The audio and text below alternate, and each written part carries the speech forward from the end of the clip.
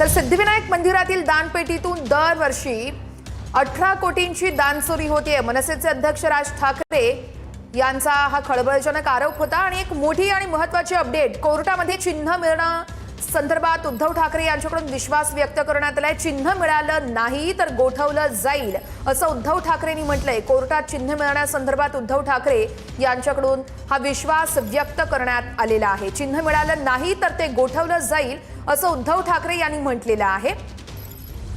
निवृत्ती बाबर आमचे प्रतिनिधी या संदर्भातले अपडेट देतात। निवृत्ती, नेमकं काय म्हणतायत उद्धव ठाकरे? त्यांच्याकडून विश्वास व्यक्त करण्यात आलेला आहे धनुष्यबाण या चिन्हासंदर्भात।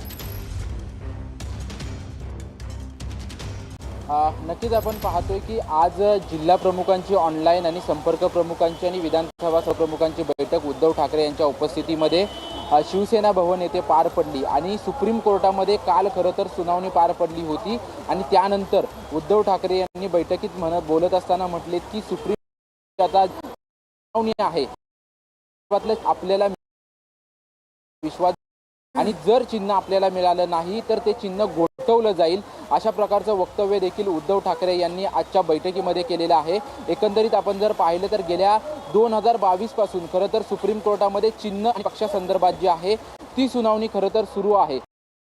जी काल सुनावणी झाली होती, जो ॲडव्होकेट कपिल सिब्बल यांच्या मार्फत जो युक्तिवाद करण्यात आला, त्यानंतर सूचक काही वक्तव्य केली होती, त्यानंतर उद्धव ठाकरे यांनी बैठक आज सेना भवनात बोलावली होती। आणि यानंतर त्यांनी आपल्याला चिन्ह मिळेल अशा प्रकारचा विश्वास जो आहे तो व्यक्त केलाय। मात्र पुढील सुनावणी झाल्यानंतर नक्की याबाबतचे पडसाद काय उमटतात हे देखील पाहणं महत्त्वाचं असेल।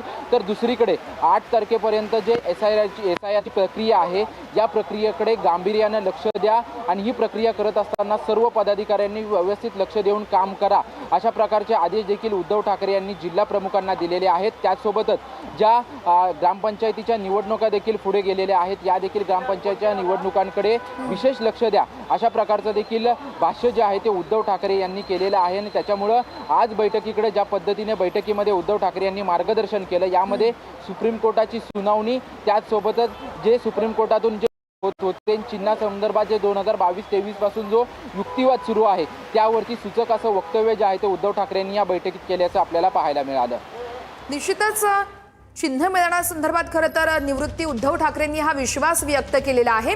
आणखी या बैठकीत नेमकं काय काय झालं, इनसाइड स्टोरी काय आहे?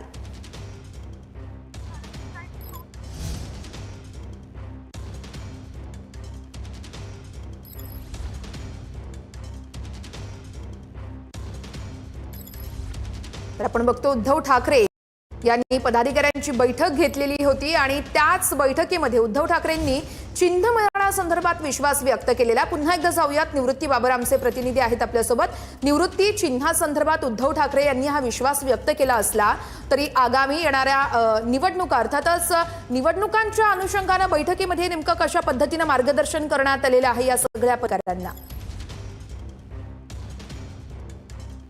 नक्कीच जिल्हा प्रमुख ऑनलाईन पद्धतीने उपस्थित होते, तर संपर्क प्रमुख जे आहे ते त्या ठिकाणी उपस्थित होते।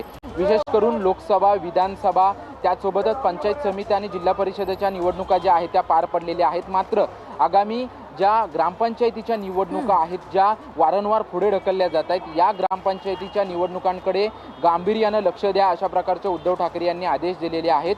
त्याचसोबतच एसआयआरची प्रक्रिया जी आहे ते केंद्रीय निवडणूक आयोगाच्या माध्यमातून 5 राज्यांमध्ये सुरू आहे, यामध्ये महाराष्ट्रामध्ये देखील ही एसआयआर प्रक्रिया सुरू आहे।